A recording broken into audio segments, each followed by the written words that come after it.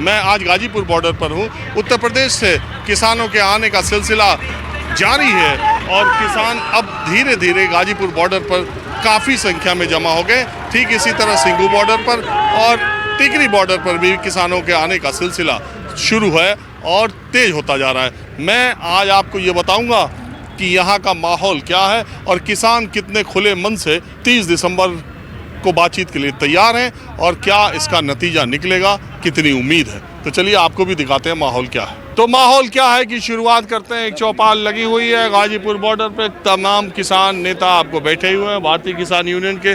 सबके सिरों पर हरी टोपी दिखाई दे ही रही है। आप कहाँ से आए? जालौन से आए हैं। आप कहाँ से आए? बस्ती जनपद मुंडेरवा से। और आप? गाजियाबाद। आप? अलीगढ़। तो ये 4 जिले के 4 नेता हैं। अपने अपने जिले के अध्यक्ष टाइप लोग हैं क्या आप? तो राष्ट्रीय उपाध्यक्ष बलराम सिंह लम्बरदार। राष्ट्रीय उपाध्यक्ष। ये सब नेताओं का आंदोलन है? नहीं, नेताओं का किसानों का आंदोलन है। सभी किसान है, सभी नेता है। इसमें क्या है भाई? ये कोई वो थोड़ी है कि किसानों का आंदोलन है। हाँ जी, आप बताइए। तो बस्ती के किसानों के लिए तो बता रहे फायदेमंद होगा ये। कोई फायदेमंद नहीं है। 4 साल हो गई, 1 रुपया जो मुख्यमंत्री ने दाम नहीं बढ़ाया।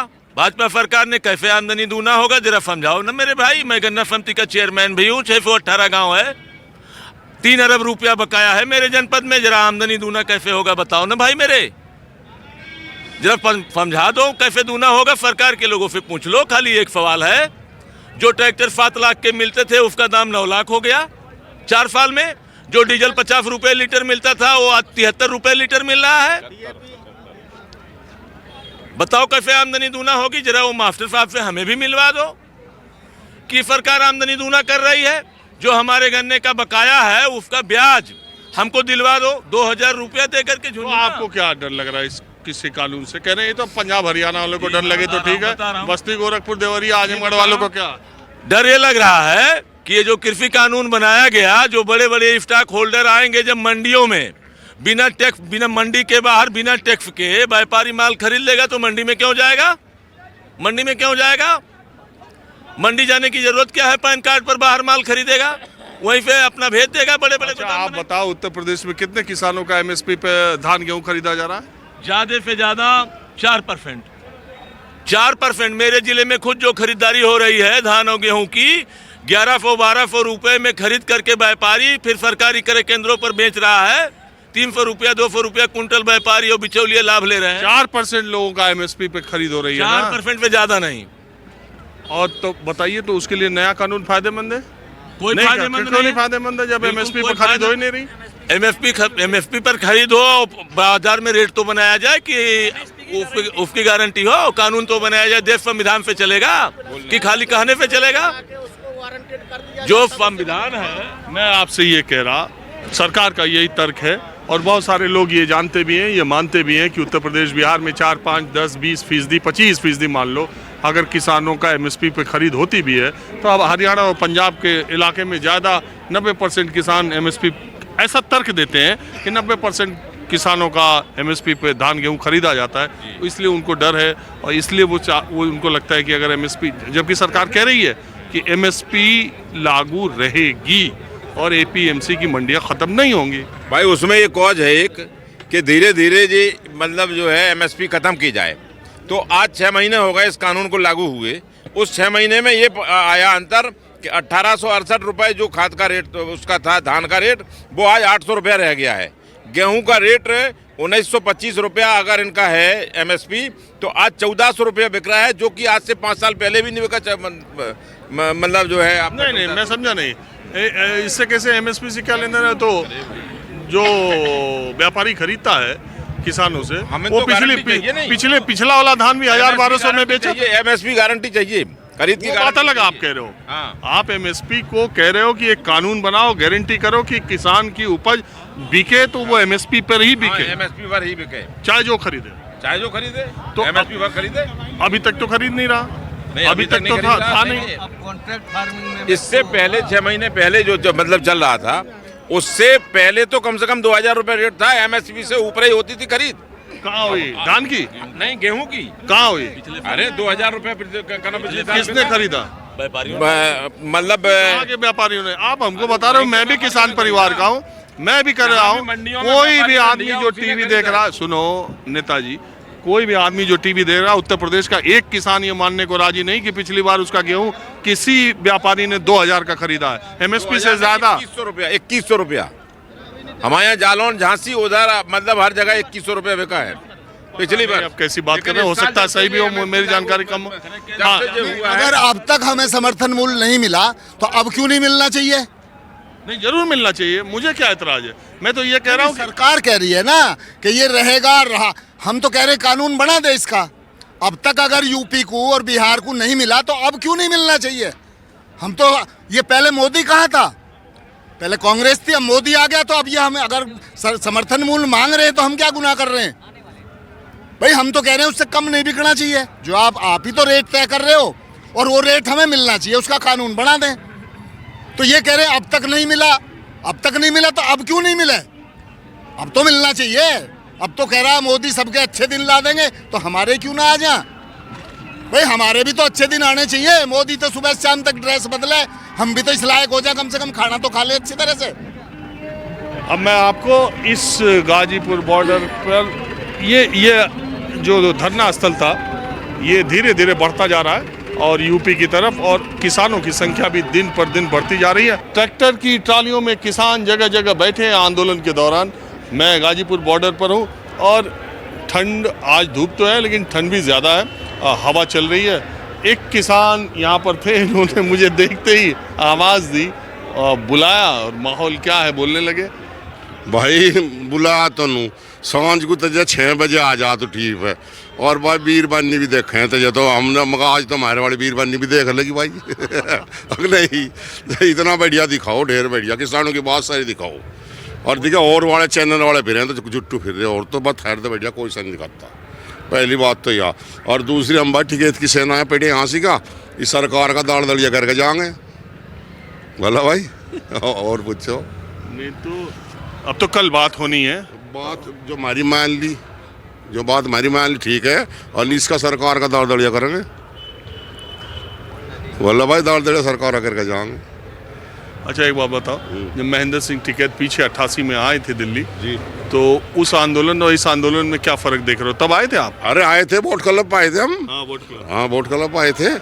सही था जीवजा के आदमी कुछ ज़्यादा से थे, एक जगह थे सारे कई बॉर्डर पर लग रहे, इतने अलग अलग लग गए, और निज आदमी उतने आ रहे भी 5-6 लाख आदमी आ रहे थे जीवजा।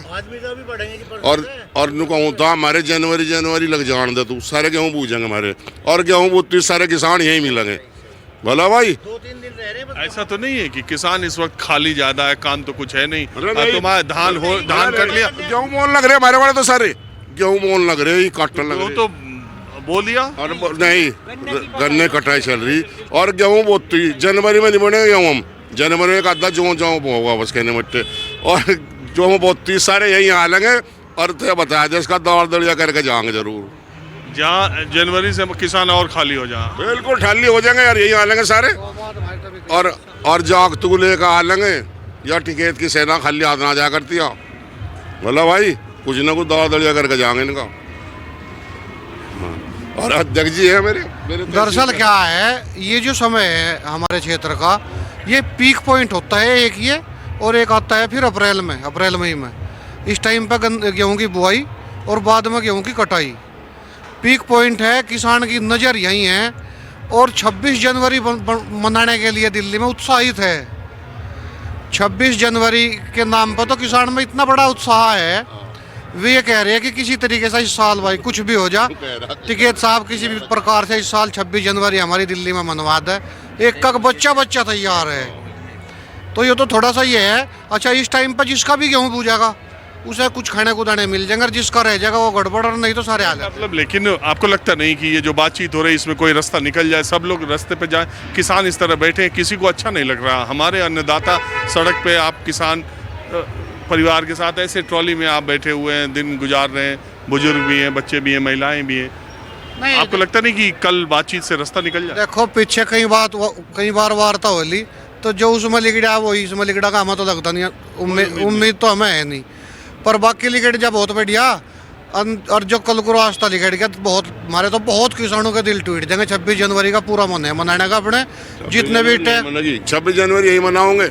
ये ट्रैक्टर ट्रॉली सारे वही जगह चलेंगे, रैली यही काट देंगे। गाँव में जितने भी अपना काम कर रहे हैं ना ट्रैक्टर ट्रॉली से, सब अब अपनी छपाई करवा लग रहे ट्रॉलियों की और तैयारी कर रहे हैं 26 जनवरी की बड़े उत्साह के साथ में। 26 जनवरी को उधर 26 जनवरी में मिलेंगे वहीं से, क्या आ जाइयो वहीं मिलेंगे 26 जनवरी पे ही।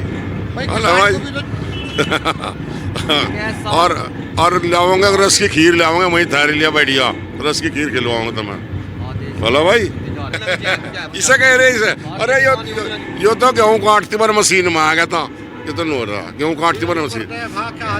अच्छा नु कह रहे थे माहौल क्या है माहौल क्या है अरे किसान यूनियन किसान यूनियन। माहौल क्या है, हमें अब दूसरी जगह चलते। हाँ बोलना है भैया। नाम भोपाल सिंह है, गांव टिटोडा है, पश्चिमी उत्तर प्रदेश से, जिला मुजफ्फरनगर है। भैया किसानों के ये तीनों कानून जो इन्हें कल को सरकार रद्द करे तो किसान खुशहाली से अपने घर को चला जाएगा। और जो ये तीनों रद्द नहीं होते, ये जो किसानों के लिए घातक कृषि ये कानून बनाए तो किसान इनसे नहीं हटेगा। चाहे जनवरी नहीं, चाहे फरवरी आए, चाहे अगले साल की जनवरी फरवरी आ जा, इतने भी यहीं रहेंगे। तो हमारा तो ये गुजारिश है, अब कल को ये मीटिंग में जैसे हमको बुला रखा, कल को ये तीनों कानून रद्द कर दें, हमारी मांग लें, हमारा गन्ने का पेमेंट दिवा दें। अब हम आपको दूसरी जगह लिए चलते हैं और दिखाते हैं कि माहौल क्या है।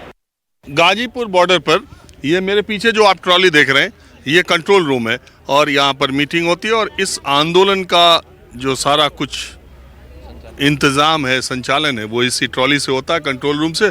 और एक यहाँ चौपाल लगती है, ये देखिए वॉकी टॉकी भी है, सब मैनेजमेंट कम्युनिकेशन सब कुछ यहाँ पर बिल्कुल व्यवस्थित तरीके से हो रहा है। कहाँ कैसे, ये वॉकी टॉकी की क्या ज़रूरत? इसकी ज़रूरत इसलिए पड़ गई साहब, कभी कभी तो यहाँ पे फ़ोन काम नहीं करता। जो हमारे वॉलंटियर लगे हैं, जैसे इधर चेक पोस्ट हमने बना रखी है 1 नंबर, फिर 2 नंबर ऐसे करके, तो वॉकी टॉकी से ये है कि कोई भी अगर मैसेज पास होता है तो सबको पता लग जाता है कि भाई ये चीज़ है। जैसे कोई आया है, वॉलंटियर हैं आपके? हमारे वॉलंटियर 100 से ऊपर हैं। तो 100 वॉकी टॉकी के सेट भी होंगे? नहीं, 100 वॉकी टॉकी के सेट नहीं है, हमने चेक पोस्ट पे वो दे रखी है। हमारा कंट्रोल रूम एक जो जैसे जहाँ पे स्टॉक रूम है वहाँ दे रखी है, नीचे की चेक पोस्ट पे दे रखी है, ऐसे मेन लोगों को दे रखी है। तो आप कहाँ से आए? हम सितारगंज से आए, उत्तराखंड से। तो इतना ऑर्गेनाइज्ड जो आंदोलन है, इसकी रूपरेखा बहुत पहले से बन रही थी या यहाँ आके व्यवस्था देख के ही आप लोगों ने सोचा? देखिए जी, पंजाब के किसान जो थे वहाँ पे किसान यूनियनें थी, वो पहले से ज़्यादा मजबूत थी। हमारे यहाँ किसान यूनियन उतनी ज़्यादा मजबूत नहीं थी, लेकिन थी। और वो लोग 3 महीने पहले से आंदोलन कर रहे थे, तो रूपरेखा बना ली थी।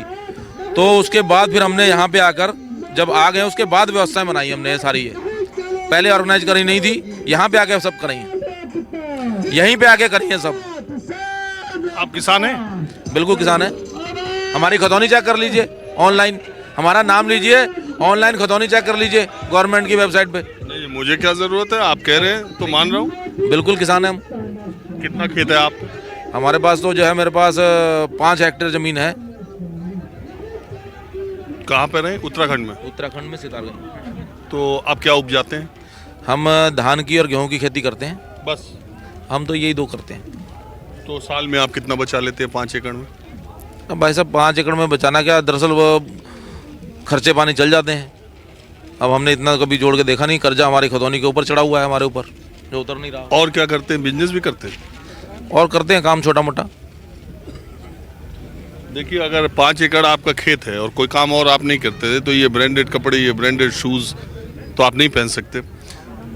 मेरा सवाल ये कि आप कुछ और भी करते हैं? जी बताएंगे, और काम भी करते हैं। बाकी मैं अपनी नहीं बता रहा हूँ, जितने आपको यहाँ पे किसान जो ब्रांडेड और बड़ी गाड़ियाँ और साधन दिख रहे हैं ना, इसका कारण ये है कि जो हमारे किसान हैं, हर घर में से एक या 2 या 3 लोग विदेश में हैं, जो उनकी वजह से वो 20-20 घंटे वहाँ काम करते हैं और वहाँ पे अच्छा पैसा बन जाता है। उस वजह से जो हमारा जीवन स्तर जो आपको देखने को मिल रहा है, ये उसका कारण है, ना कि खेती का कारण है। और अगर जो लोग आप देखेंगे हिंदी बेल्ट जो बेल्ट है, ये देखिए, मैं सवाल, हर आदमी, अगर मुझे भी मैं भी पंजाब जाता हूँ, मैं भी पश्चिमी उत्तर प्रदेश जाता हूँ, रुद्रपुर जाता हूँ, वहाँ के किसानों की संपन्नता, खुशहाली और उनका जीवन स्तर देख के मन सबका गदगद होता है। हर आदमी अच्छे तरीके से रहना चाहता है और अपने काम को एंजॉय करना चाहता है। आप पूर्वी उत्तर प्रदेश के बिहार और पूर्वी उत्तर प्रदेश के किसानों की हालत देखिए, आप उड़ीसा के किसानों की, बंगाल के किसानों की हालत देखिए, तो आपके आंख से आंसू आ जाएगा। और जवाब देता हूँ आपको, सुनिए, मैं ये कहता हूँ, ये बात आप किसान गरीब रहे ये कौन चाहता है? किसान अमीर रहे, खुशहाल रहे और इसी तरह के टेंट में आंदोलन करते वक्त सोए, ये देख के अच्छा लगता है। लेकिन मेरा सवाल ये है कि इस आंदोलन का जो इसकी आलोचना कर रहे हैं, वो यही कह रहे हैं कि विदेशों से इसकी फंडिंग हो रही, इसमें बड़े पैसे वाले आए हैं, इसमें बड़े लोग हैं। अरे जी देखो, वो गाजीपुर बॉर्डर पे, ये सिंगू बॉर्डर पे, ये तो पिकनिक मना रहे हैं। ये तो जी मैं मेरी बात समझ रहे हैं ना, मैं कोई ऐसी बात नहीं कह रहा हूँ जो मैं देता हूँ। हाँ, देखिए जी, जिस समय कभी भी कहीं पे भी आपदा आई, वहाँ पे सारे साधन उपलब्ध कराए गए।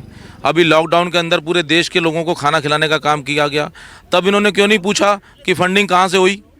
उस समय पूछना चाहिए था, तब कहाँ से फंडिंग हो रही थी? जहाँ से उस समय हुई वहाँ से अब हो रही है, तो इसमें दिक्कत क्या है? देखिए, अब जैसे आप हैं कम्युनिस्ट पार्टी के, अभी प्रधानमंत्री जी और अच्छा कम सुनते हैं तो जाओ आपके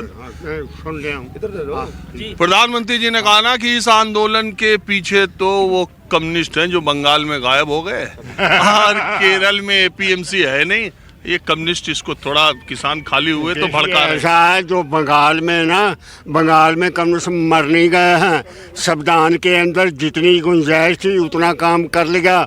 अगर ये समाजवाद के बगैर आगे का काम नहीं हो सकता था और इसलिए विस्तार जो है रुका है। वहाँ के कम्युनिस्ट मर नहीं गए। आज भी सबसे ज़्यादा पैसा बंगाल के लोग जो 2-2 रुपए करके चंदा देते, 5 रुपए आजकल कर दिया मेंबरशिप का। सबसे बड़ी पार्टी बंगाल की है आज भी।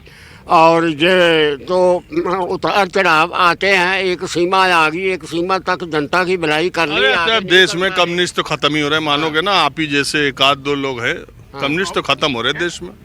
हाँ जी, देश में कम्युनिस्ट तो खत्म ही हो रहे हैं। ख़त्म कहाँ हो रहे हैं? ये तो सिखों को भी कह रहे थे ऐसे। वो मुगलों ने कहा था सिखों का खुरा खोज मिटा दो, तो वो उनसे न मिटा। ये दुनिया 5 साल अगर चीन को मिल गए ना, अमन के मिल गए, तो दुनिया की सारी इजारेदारी वो खा लेगा घर बैठा अमन से। इसलिए उसको हिंदुस्तान को दे के हथियार और बढ़ा रहे हैं चीन के साथ। ये चालें चलने वाली नहीं है। हमारी सेना समझ गई है सारी बातें, सेना भी। अच्छा, आप भी किसान हो? हाँ, मैं किसान हूँ, 10 एकड़ का हूँ। और मैंने 30 साल हल जोता है, 40 साल अब गोबर घर का उठाया मैंने अपने सर पे। मैं किसान हूँ। कहाँ के रहने वाले हैं? उम्र हो गई है। हाँ जी, कहाँ के रहने वाले? ये उधम सिंह नगर के। तो चुनाव भी लड़े? नहीं, मैंने कभी चुनाव नहीं लड़ता। मुझे वो जनता ने 1-2 बार डेलीगेट बना के भेज दिया था और मुझे नहीं पता किसने मुझे डेलीगेट बनाया, किसने डॉक्टर बना दिया। अच्छा, एक बात बताओ, ये सारे लोग, जब मैं आपसे बात कर रहा था, शुरू किया बात करना, तो कोई कह रहा ऊंचा सुनते, तेज बोलो, लेकिन आप तो सब सुन रहे हो बढ़िया। मैंने मशीनें कहीं लगाई हैं, टेलीविज़न में बिल्कुल नहीं सुन सकता। और ये किसी की आवाज़ सेट आ जाए ना, किसी की नहीं आती है, तो ये दिक्कत। तो मेरी सेट आ गई ना? आपकी आवाज़ सेट आ गई। चलो, हाँ, क्या कह रहे हो? नमस्ते सर, मैं गाजियाबाद का गांव पड़ता है नूरपुर, वहाँ का निवासी हूँ। ये बीजेपी जो सरकार है, इनका कहना है कि पंजाब के खालिस्तान है और मैं आऊँगा मैं आतंकवादी हो जाऊँगा। तो बीजेपी का एक ही मानना है कि जो बीजेपी की पार्टी में है वो देशभक्त है, जो बीजेपी की पार्टी में नहीं है वो देशभक्त नहीं है। आप आंकड़ा उठा के देखो सन 1970 का, आप एक यूपी पुलिस के सिपाही की उठा के देख लीजिए। यूपी पुलिस के सिपाही की तब से लेके अब तक 250 गुना सैलरी बढ़ गई है।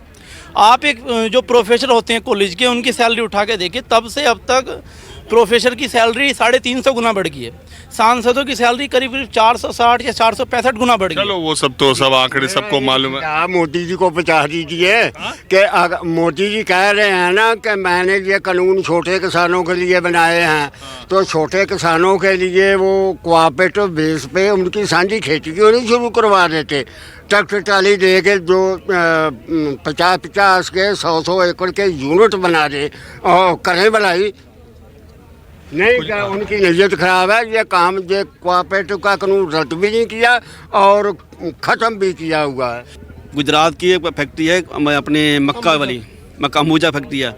हम लोगों को मीटिंग करवा के जो वहाँ के मुख्य किसान अधिकारी का था, पूरे गांव मीटिंग करी। हमने 500 एकड़ उन्होंने हमारे से कॉन्टैक्ट करा था, लिखित रूप में वैसे मौका करा था कि आपकी मक्का बो, सब लोग मिलकर मक्का बो तो हम लोग आपकी मक्का खरीदेंगे। 1850 रुपये खरीदेंगे, 50 रुपये बोनस भी देंगे, ये 100 रुपये किलो सब्सिडी देंगे हमको। उन्होंने कहा था हमसे, जब हमारा मक्का तैयार होगी कोई लेने को तैयार नहीं हुआ। मजबूरी में हमें 700-800 को मक्का बेचना पड़ा। जीएम से कहा, हमने डीएम से कहा, सबसे कहा, कोई नहीं माना चीज़ को, हमारी बात को। अच्छा, एक बात है, लोग ये कह रहे हैं कि पंजाब में 7-8 साल से कॉन्ट्रैक्ट फार्मिंग थी, उत्तराखंड के जो संपन्न किसान हैं उनके साथ भी कॉन्ट्रैक्ट फार्मिंग थी, पश्चिमी उत्तर प्रदेश में भी कॉन्ट्रैक्ट फार्मिंग कुछ कंपनियों ने की थी। मुझे लोगों ने बताया ऐसा। आप खुद बता रहे हैं कि एक कंपनी आई और आपके साथ कॉन्ट्रैक्ट धोखा करके ना, वो हमारे साथ धोखा करके हमें धोखा बेवकूफ़ बना के चले गए। वो खरीदा नहीं, हमें 700-800 मक्का, वही उसी का फैक्ट्री हमें 700-800 मक्का लिया हमारा। फिर वो वही मक्का 1850 रुपये कह रहे थे। देखिए, उस कंपनी का पक्ष तो मुझे नहीं मालूम है, इसलिए जो आप सुनिए, जो आप आरोप लगा रहे हैं, नहीं, अरे भाई मैं ये कह रहा हूँ कि उस कंपनी का पक्ष मुझे नहीं मालूम है जिसके बारे में आप बात कर रहे हैं। मैं ये कह रहा हूँ कि ये जो नया कानून है उसमें सरकार की तरफ से या उस कानून की वकालत करने वाले लोग ये कह रहे हैं कि कॉन्ट्रैक्ट फार्मिंग में ये जो चीज़ें हो जाया करती थी वो नहीं होंगी। किसान को जो कॉन्ट्रैक्ट होगा उसकी गारंटी मिलेगी और उसकी ज़मीन लेने का कहीं कोई सवाल नहीं उठता। ये उनका तर्क है। सर, एक बड़ी फैक्ट्री, कोई भी बड़ा उद्योगपति जहाँ पे खरीद लेगा, सामान सब खरीद लेगा, डंप कर दे, उस चीज़ को डंप कर देगा, बाद में टाइम आएगा बेच लेगा, वो तो पैसे कमाएगा। ये तो सारी पगड़ी तो बेवकूफ़ बन जाएगी। हम तो छोटे काश्तकार है ना, हमारी मजबूरी है। मैं ये कह रहा हूँ कि आपके दिमाग में, आप लोगों के दिमाग में ये बात आती है कि एक कोई बड़ा कॉरपोरेट आ जाएगा, छोटे छोटे किसानों के साथ समझौते कर लेगा, तो वो किसान उसके हाथ का गुलाम हो जाएगा। वो अपने हिसाब से दाम तय करे, वो अपने हिसाब से चीज़ें तय करेगा और इससे हमको यही बात है ना जो आपको डर है। लेकिन सरकार कहती है कि ऐसा नहीं होगा, एमएसपी की गारंटी होगी। और गारंटी दे, लिखित रूप में दे दे गारंटी, जो हमारी कह रहे हैं कमेटी वाले, लिखित रूप में गारंटी दे इस चीज़ की, हम मानते हैं। अब सरकार देखिए, किसानों का जो डर है, किसानों की जो बात है, वो धीरे धीरे ये बात इस स्तर पे पहुंच गई जैसा मैंने पहले कहा था, और सरकार को किसानों के भीतर ये भरोसा देना होगा। फिलहाल निगाहें 29 दिसंबर की बातचीत पर लगी हैं। मैं यहाँ पर आया हूँ तो यहाँ पर पश्चिमी उत्तर प्रदेश के अलग अलग इलाकों के भी किसान आए हुए हैं, पंजाब के हैं ही, हरियाणा के हैं ही, और पश्चिमी उत्तर प्रदेश के कुछ किसानों के साथ हूँ। हुक्के से आपको समझ ही आ गया होगा, ये ट्रेडमार्क है एक तरह से पश्चिमी उत्तर प्रदेश का। तो क्या माहौल क्या है? माहौल तो ठीक ठाक है, माहौल तो गलत नहीं। गलत कर रहे जी, मतलब गलत है माहौल। यहाँ गरमाई आ रही पूरी। सरकार का माहौल गलत है, हमारा माहौल गलत नहीं, हमारा ठीक है, सरकार का ही गलत है। आप जैसा किसान ठंड में इतनी दिनों से यहाँ 1 महीने से पड़ा हुआ है, ऐसा लगता नहीं आपको कि ये बहुत हो चुका, इसका कोई रास्ता जल्दी निकले?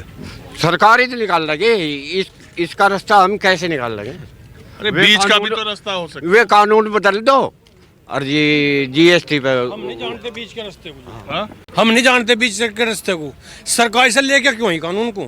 किसान ने कहा था क्या? हमें क्या जरूरत है? जब जबरदस्ती सरकार से थोप रही किसान के ऊपर, तो हम इसे बीच का रास्ता क्यों निकाल रहे?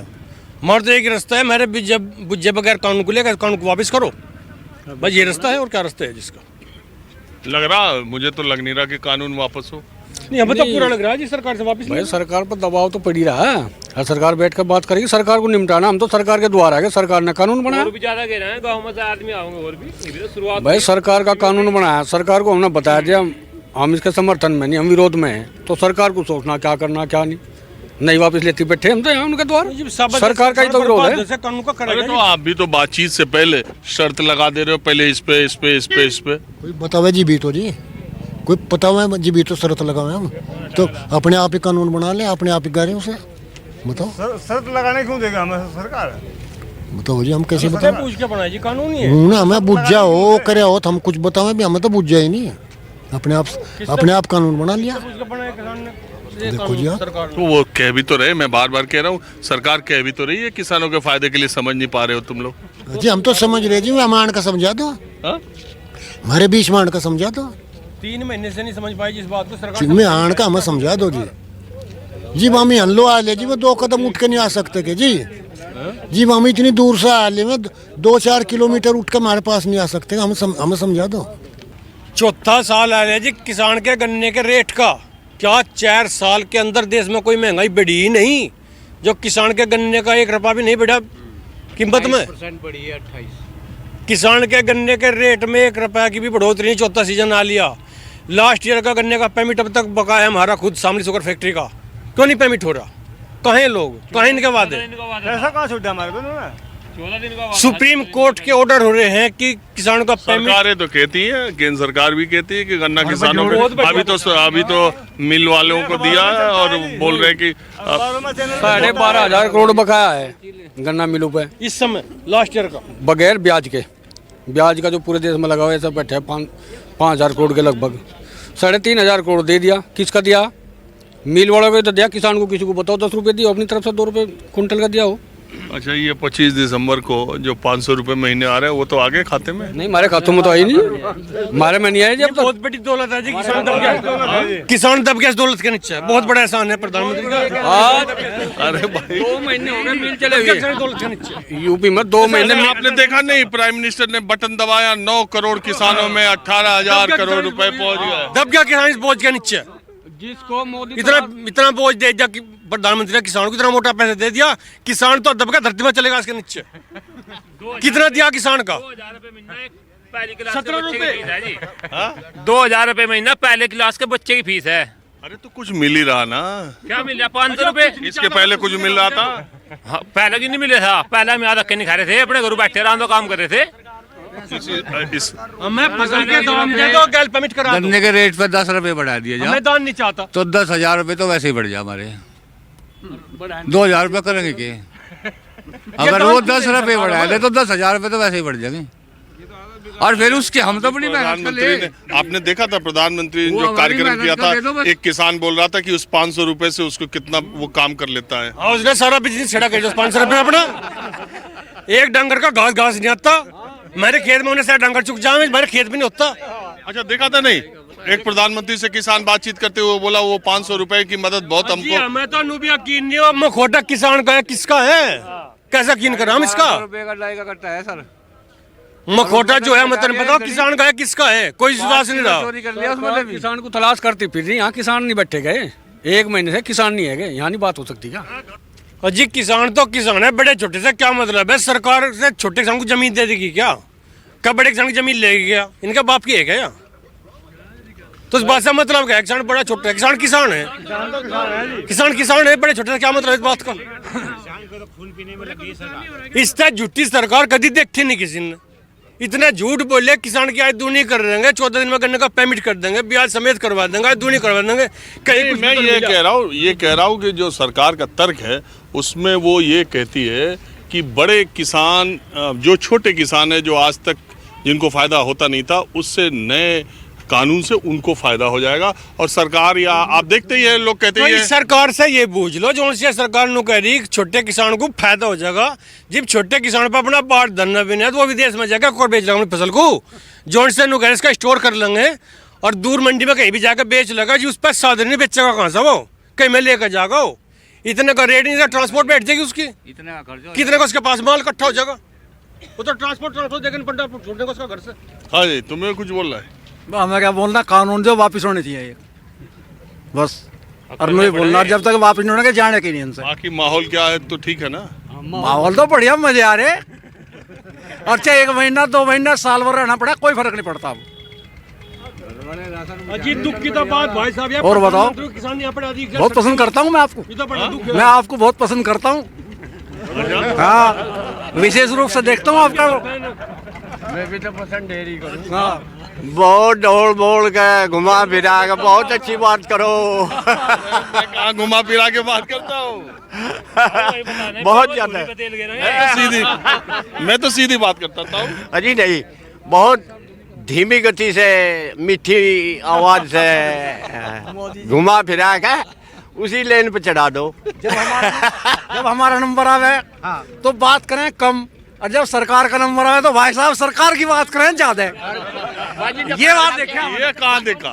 टीवी पे देखा। मैं सबको मौका देता हूँ। आपने जो बोला वो सब दिखा देता हूँ, लेकिन ये जरूर है कि एक पक्ष जो सरकार का है, जो आपका पक्ष है, सवाल पूछने के लिए आपसे वो पक्ष पूछना ही पड़ता है मुझे, और मैं पूछता ही रहूंगा। आप अपनी बात कहिए, मैं आपसे सवाल करता रहूंगा। जनता हमारे निगाहों में बहुत ही अच्छी है, बहुत ही अच्छी है, तारीफ करने लायक बोलचाल है आपकी। चलिए, आपका बहुत शुक्रिया और इसी तरह आशीर्वाद बनाए रखिए। माहौल क्या है, मैं बस आज इतना ही। अगले एपिसोड में किसी दूसरे बॉर्डर से मैं फिर मिलूंगा। कैमरामैन अविनाश राणा के साथ राजीव रंजन, न्यूज़ 24 गाजीपुर बॉर्डर, दिल्ली।